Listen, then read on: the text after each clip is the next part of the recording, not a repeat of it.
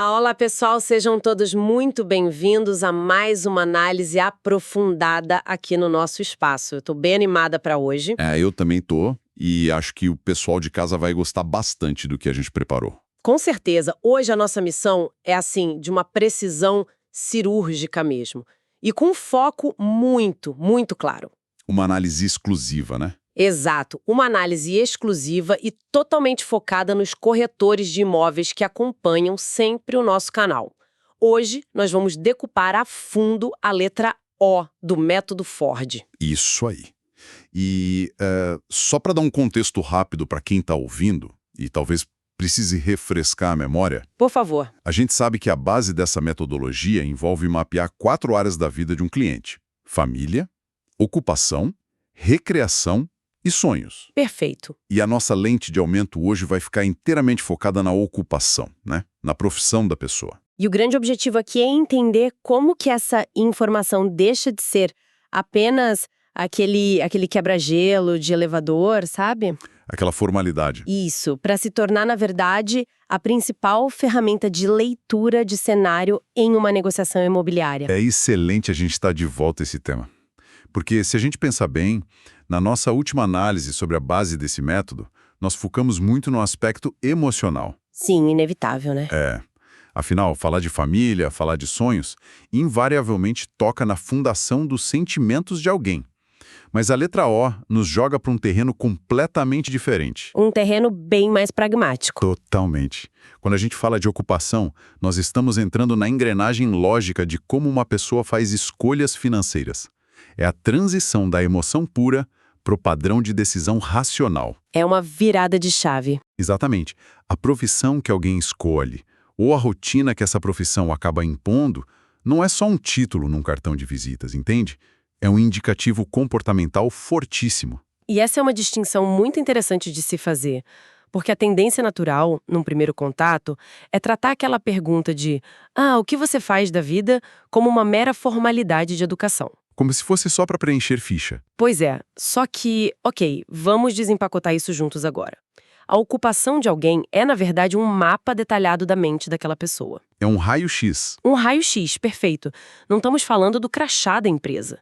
A rotina profissional revela basicamente 4 pilares essenciais. E quais seriam? Revela como o indivíduo toma decisões no dia a dia, qual é o nível de tolerância ao risco que ele possui, como ele enxerga o próprio futuro e, claro, dita o ritmo da vida dele. É muita informação. Eu fico fascinada com isso. São elementos estruturais pesadíssimos que vêm embutidos numa simples resposta sobre trabalho. E faz todo sentido se a gente observar a fundo. A profissão de alguém não dita só a faixa de renda. Ela molda literalmente a forma como a pessoa interage com o mundo ao redor dela. Dá um exemplo para a gente visualizar isso melhor. Olha, pensa na tolerância ao risco. Imagina alguém que passa 8, 10 horas por dia num ambiente corporativo de alta pressão, altamente volátil. Um mercado financeiro da vida, talvez. Isso, um ambiente onde o risco é recompensado o tempo todo. Essa pessoa vai ter uma postura muito, mas muito diferente na mesa de negociação em comparação com alguém cujo trabalho exige mitigação de riscos o dia inteiro. Sem dúvida. O cérebro dela está treinado para operar de forma diferente. Exato. A forma de apresentar o imóvel, os argumentos que o corretor vai utilizar, o ritmo da conversa, tudo isso precisa ser adaptado a esse mapa mental que a ocupação desenha. Faz todo sentido. E pensando justamente nessa adaptação, a gente pode trazer para a mesa os 3 perfis profissionais que as nossas fontes ilustram muito bem. Eles mostram essa diferença na prática. Vamos lá. Começando pelo perfil do empresário. Existe um consenso bem claro nos materiais de que esse perfil tende a decidir de forma muito rápida, mas existe uma condição que é inegociável. O controle. A necessidade de controle da situação. Como que essa necessidade de controle afeta a dinâmica quando essa pessoa está sentada na mesa, prestes a assinar a compra de um imóvel? Bom, o empresário, pela própria natureza da ocupação dele, passa o dia inteiro gerenciando variáveis, cobrando resultados de equipes e tomando decisões rápidas para manter o negócio girando. Apagando incêndio todo dia. Praticamente isso. E quando chega o momento de comprar um imóvel, seja para morar ou investir, esse interruptor não desliga. Ele não deixa de ser empresário na frente do corretor. A mentalidade continua ali. Continua. Então, a necessidade de controle na mesa de negociação significa que essa pessoa não quer sentir, em hipótese alguma, que ela está sendo conduzida de forma passiva por um vendedor. Ela quer dirigir o carro. Perfeito. O empresário quer ter acesso aos dados crus, ele quer os números de valorização do metro quadrado, ele quer entender as condições de saída caso o negócio não dê certo. A liquidez do bem, né? Isso. A decisão dele é rápida. Sim, é rápida, desde que o profissional do outro lado da mesa forneça o volante para ele. E eu imagino que tentar usar aqueles gatilhos mentais clássicos, tipo de urgência, com esse perfil seja um tiro no pé gigantesco. É um desastre. Porque se o corretor tenta acelerar o empresário dizendo algo como olha, tem outro comprador interessado e a proposta precisa ser fechada hoje, isso provavelmente soa como uma ameaça à autonomia dele, não soa? Totalmente. Em vez de acelerar, o empresário recua na mesma hora, porque o controle do processo foi ameaçado. Ele se sente encurralado. Exatamente. O gatilho da escassez, quando ele é mal aplicado num perfil que exige controle, soa como manipulação barata. O empresário vai pensar... Por que esse cara tá forçando tanto? Exato. Ele pensa, se o negócio é tão bom assim e tem tanta gente querendo, por que você está insistindo tanto para eu fechar agora? Ele fareja ali a perda de controle. Fareja de longe, e aí encerra a conversa.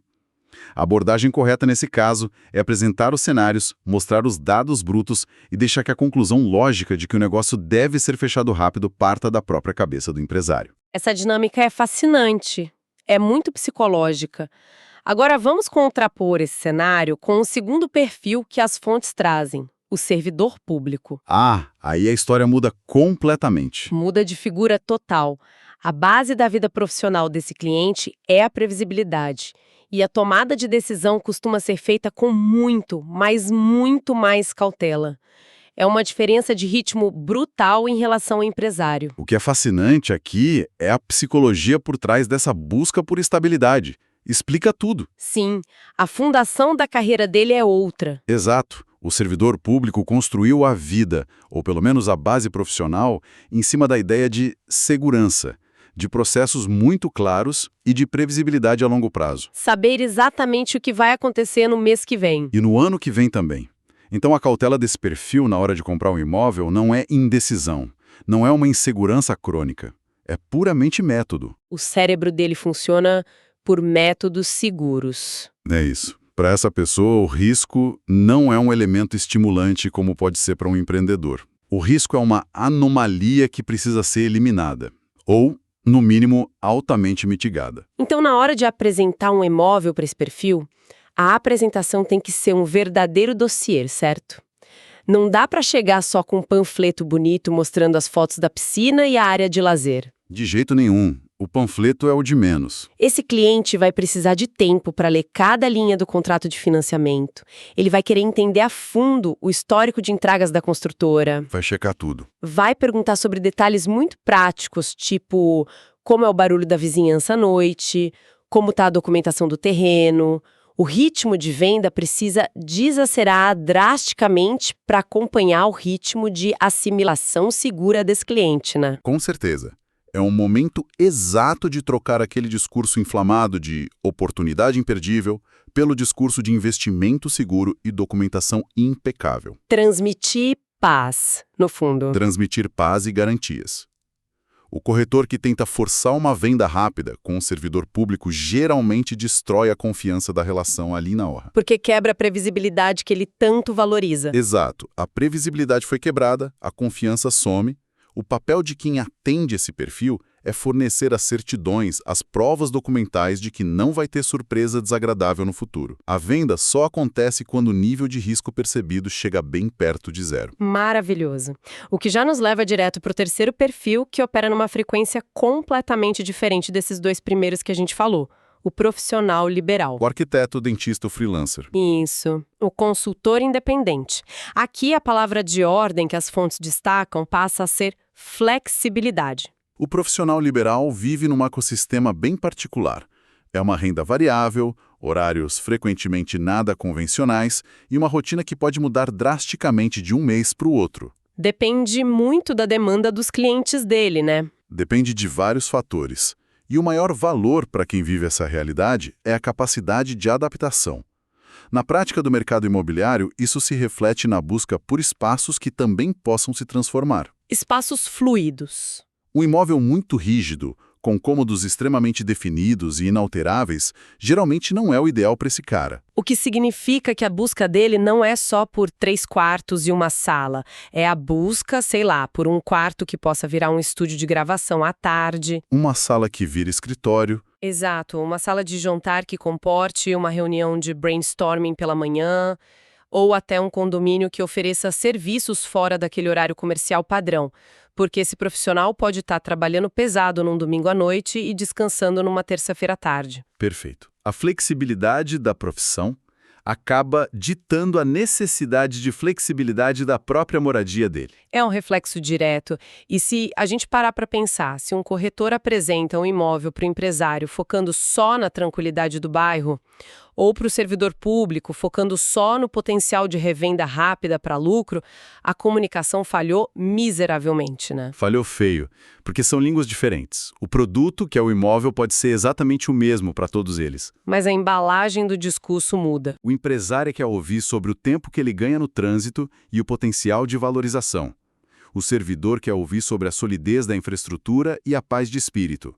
E o profissional liberal quer ouvir sobre a otimização daquele espaço e como ele se adapta. E é bem nesse ponto que a abordagem técnica ganha um contorno muito prático para o dia a dia. As nossas fontes revelam uma mudança de pergunta que, olha, altera completamente a qualidade da informação que o corretor recebe logo de cara. Aquela mudança sutil. Sutil, mas muito poderosa. Em vez de simplesmente chegar e fazer a tradicional pergunta, qual é a sua profissão, que geralmente traz aquelas respostas curtas e fechadas, a estratégia passa por perguntar como é o seu dia típico de trabalho. A diferença entre as duas parece pequena, mas o impacto é gigantesco. Por que o impacto é tão diferente na cabeça do cliente? Porque quando a pergunta é direta sobre a profissão, a resposta entrega só um rótulo. A pessoa diz, eu sou engenheiro civil ou eu sou contadora. É um título. É um título. E esse rótulo carrega alguns estereótipos, mas não conta a história real de como é a vida da pessoa. Agora, quando você pede para ela descrever um dia típico, o foco muda para o comportamento. A pessoa deixa de te dar um título e passa a narrar a própria vida dela. Ela conta uma história. Ela narra a rotina. E é no meio dessa narrativa que os detalhes mais valiosos para uma negociação imobiliária começam a aparecer de forma muito natural. É como se essa narrativa funcionasse como raio-x mesmo, porque ao descrever a rotina, a pessoa revela sem perceber várias coisas. O nível de estresse ao qual ela está submetida todo dia. Revela o grau de ambição também. Sim, revela a percepção de estabilidade que ela sente no momento atual, a fase de vida que ela está. Se o cliente descreve para você um dia a dia caótico, com reuniões intermináveis e trânsito pesado, ele está te entregando de bandeja que a casa, para ele, precisa ser um refúgio. Um lugar blindado contra o estresse lá de fora. Exato. Não pode ser um lugar que exija manutenção constante ou que fique numa avenida barulhenta. A casa é um momento de descompressão dele. E é aí que a gente pega toda essa teoria comportamental e aplica como um filtro implacável. Aqui é que a coisa fica realmente interessante para quem está nos ouvindo. Porque o profissional de sucesso no mercado imobiliário hoje não é aquele cara que lota a agenda mostrando 20 casas para o mesmo cliente e torcendo para ele gostar de uma. Esse é o amador, né? É o amador que gasta sola de sapato à toa. O profissional é aquele que mostra a casa certa na primeira ou no máximo na segunda tentativa, porque ele fez o filtro antes. Existem 3 cenários práticos muito comuns nas nossas fontes que ilustram bem como essa leitura de rotina salva o tempo de todo mundo. Vamos falar do primeiro cenário, então. O cliente que relata trabalhar 12 horas por dia, tipo num hospital ou num grande escritório de advocacia. Esse é um cenário bem clássico. Imagina você arrastar um médico plantonista que acabou de sair de um turno exaustivo num pronto-socorro para visitar 5 imóveis diferentes num sábado à tarde. Ele vai te odiar. Ele não vai prestar a menor atenção nos detalhes do acabamento da cozinha. Ele vai literalmente querer deitar e dormir no sofá do primeiro apartamento que você abrir a porta. O ativo mais escasso na vida dessa pessoa é o tempo. é a energia. Sem dúvida. Um cliente com esse perfil detesta visitas longas. Ele detesta roteiros mal planejados. Se o profissional de vendas não fizer uma triagem super rigorosa antes, vai perder a venda por pura exaustão do comprador. E como que deve ser o filtro do corretor nesse caso específico? O filtro tem que ser focado em resolver problemas logísticos dele. O corretor deve apresentar, no máximo, 2 opções extremamente alinhadas, destacando que a conveniência, a proximidade com o local de trabalho ou vias de acesso bem rápido. E facilidade de condomínio, né? Isso, facilidades que o prédio oferece, como o mercadinho interno, o serviço de lavanderia. O argumento de venda para esse cara não é o tamanho da varanda gourmet, é a quantidade de horas de sono a mais que aquele imóvel vai proporcionar para ele durante a semana. Nossa, o tempo é a verdadeira moeda de troca nesse caso. Agora vamos para o segundo cenário prático que é super atual. O cliente cuja rotina é quase 100% em regime de home office. A relação com o espaço físico mudou drasticamente para esse perfil. Mudou tudo. A casa deixou de ser apenas o lugar para onde a pessoa volta depois do trabalho, para tomar banho, dormir e passar o fim de semana. A casa virou o escritório dela. Exato. A casa se tornou a própria ferramenta de trabalho, o gerador de renda dessa pessoa. E para quem trabalha em casa em caráter definitivo, a acústica do ambiente, por exemplo, pesa demais. Total. Um cachorro latindo no vizinho estraga uma reunião de diretoria. É isso. A incidência de luz natural no cômodo que vai ser o escritório, a qualidade da infraestrutura de internet da rua ou do prédio, tudo isso passa a pesar tanto quanto, ou às vezes até mais, do que a metragem quadrada da suíte principal. O corretor precisa ter essa sensibilidade, né? Entender que ele não está vendendo só um apartamento de 3 quartos. O discurso tem que ser outro. Ele está vendendo um apartamento de 2 quartos com um estúdio já isolado termicamente e acusticamente, garantindo que a pessoa consiga focar e não seja interrompida pelo barulho do trânsito. A lente pela qual o imóvel é avaliado muda completamente de cor. E a gente tem também o terceiro cenário prático nas fontes. O cliente em plena ascensão profissional. O famoso momento de virada de chave na carreira. Aquele cliente que, na hora de descrever o dia a dia, ele deixa transparecer que acabou de assumir um cargo de diretoria, ou que a empresa dele está expandindo pesado, que recebeu um investimento alto. O que está por trás da busca dessa pessoa não é só a necessidade de um teto maior. É um upgrade de vida. Tem um componente psicológico fortíssimo aí. Quem está no momento de curva ascendente na carreira quer que o ambiente ao redor reflita essa nova fase de sucesso. A moradia funciona meio que como uma materialização daquela conquista. Como um troféu, talvez. Uma forma de validação, sabe? A busca pode ser pela mudança para um bairro de maior prestígio na cidade, por um projeto arquitetônico mais chamativo e arrojado, ou por um imóvel com uma área social bem impressionante. Para poder receber os parceiros de negócios, dar jantares, celebrar as vitórias, o atendimento tem que estar sintonizado com essa vibração de vitória, né? Se o corretor tentar mostrar opções mais modestas, tentando focar apenas em economia financeira, ele pode frustrar profundamente esse cliente. Porque o cliente está pronto para dar um salto de padrão. Ele não quer economizar nessa hora. Ele quer o reflexo do sucesso dele. É impressionante como dominar essa leitura de perfil atua como uma peneira finíssima para o corretor. Filtra as opções, poupa o tempo de todos os envolvidos, evita aquele desgaste terrível de visitas inúteis e faz o cliente se sentir profundamente compreendido. Mas, sabe, essa análise da ocupação chega a um nível ainda mais profundo nas nossas fontes. Quando a gente começa a observar como a profissão molda a relação com o dinheiro, né? Exato. Se a gente conectar isso com um panorama maior, a forma como a pessoa enxerga o próprio dinheiro e o conceito de valor muda tudo. Essa é a camada mais complexa e, na minha opinião, a mais rica da psicologia do comprador, porque a forma como o dinheiro entra na conta bancária de uma pessoa meio que dita o idioma financeiro que ela fala no dia a dia. Existe um contraste muito nítido nos estudos entre o indivíduo que vive de comissão ou lucros variáveis e o indivíduo que vive de um salário fixo garantido. Isso determina até o vocabulário que o corretor tem que usar. Exato. Isso me faz pensar na linguagem financeira escolhida durante a apresentação. Se o cliente vive de comissão, a palavra risco não assusta tanto ele quanto assusta quem tem salário fixo. A mente de quem trabalha por resultados é já naturalmente programada para analisar a relação entre risco e retorno o tempo todo. É a sobrevivência dele. A pessoa que vive de comissão acorda todo santo dia sabendo que o faturamento do mês depende inteiramente da performance dela e das oportunidades que ela conseguir capturar. Ele acorda no zero todo dia primeiro, né? Todo mês é uma página em branco. Então, quando esse perfil olha para um imóvel, a leitura dele vai muito além de tijolo, cimento e decoração bonita. A leitura busca rentabilidade, busca liquidez. Potencial de valorização a médio e longo prazo. Isso. Se durante a conversa o corretor usar palavras como investimento estratégico, oportunidade única de mercado ou alto potencial de retorno, essa pessoa vai prestar atenção imediata. Ela compreende essa linguagem porque é o idioma da sobrevivência dela. E do outro lado do espectro, a gente tem o cliente que tem a renda totalmente baseada num salário fixo.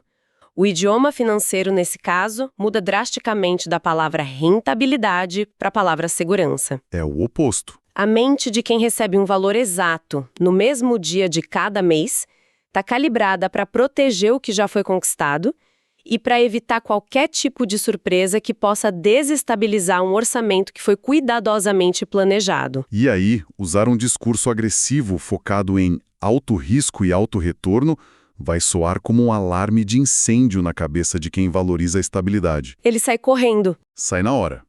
Para esse perfil, o conforto está nas garantias. Então, as palavras mágicas para o corretor passam a ser segurança jurídica, parcelas fixas sem surpresas, solidez histórica da construtora e baixo custo de manutenção. A percepção de valor para ele não está naquela oportunidade de dar uma grande tacada de mestre no mercado imobiliário. A percepção de valor está na mais absoluta e completa tranquilidade. É como se você tentar rodar um software num sistema operacional incompatível. Se a linguagem financeira do corretor não estiver alinhada com a forma como o cliente ganha a vida, a comunicação trava, dá erro. Mas, ao chegar nesse nível de leitura comportamental tão profunda, tem um ponto que as nossas fontes deixam muito claro e que não pode passar batido, que é a linha ética do uso de todas essas informações. Muito bem lembrado. Esse é um limite inegociável em qualquer negociação profissional. O objetivo de mapear a ocupação, de entender os medos e as ambições desse cliente, nunca, em hipótese alguma, é encontrar um ponto fraco para empurrar uma venda a qualquer custo. Compreender a necessidade de controle de um empresário ou a necessidade de segurança daquele servidor público não é uma licença para manipulação psicológica.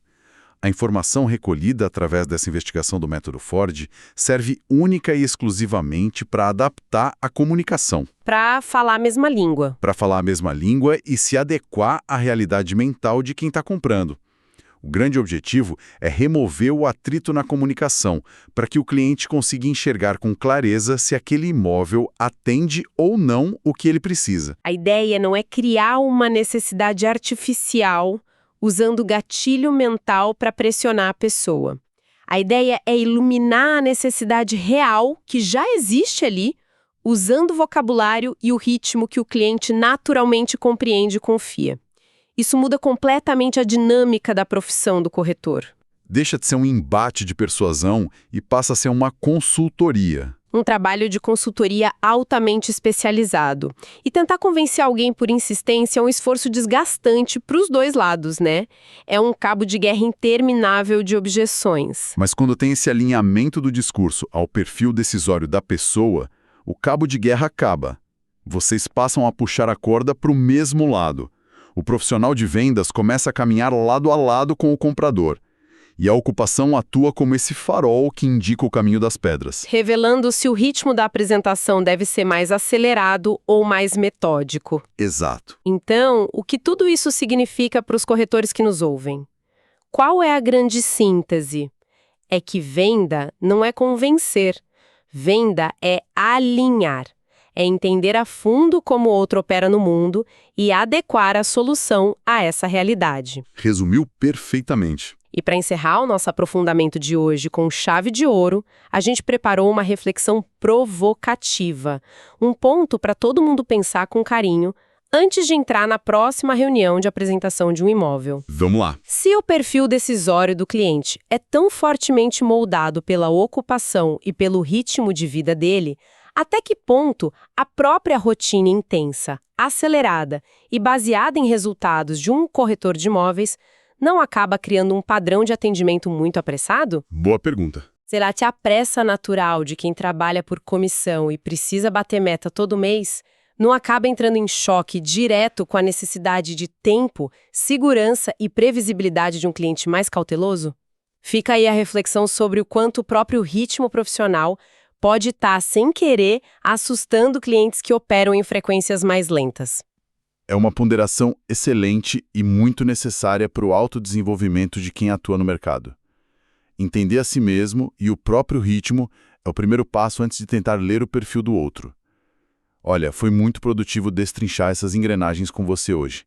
A riqueza de detalhes escondida na rotina de trabalho é o que separa um atendimento padrão de um atendimento cirúrgico. Sem dúvida alguma.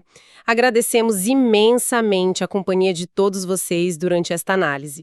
Fica o nosso convite para que a teoria não fique só aqui no campo das ideias e que essa mudança tão sutil de perguntar sobre o dia a dia, em vez de só qual a profissão, seja colocada em prática logo no próximo atendimento de vocês. Os resultados costumam aparecer na hora. Aparecem mesmo. Um excelente trabalho a todos e até o nosso próximo mergulho profundo.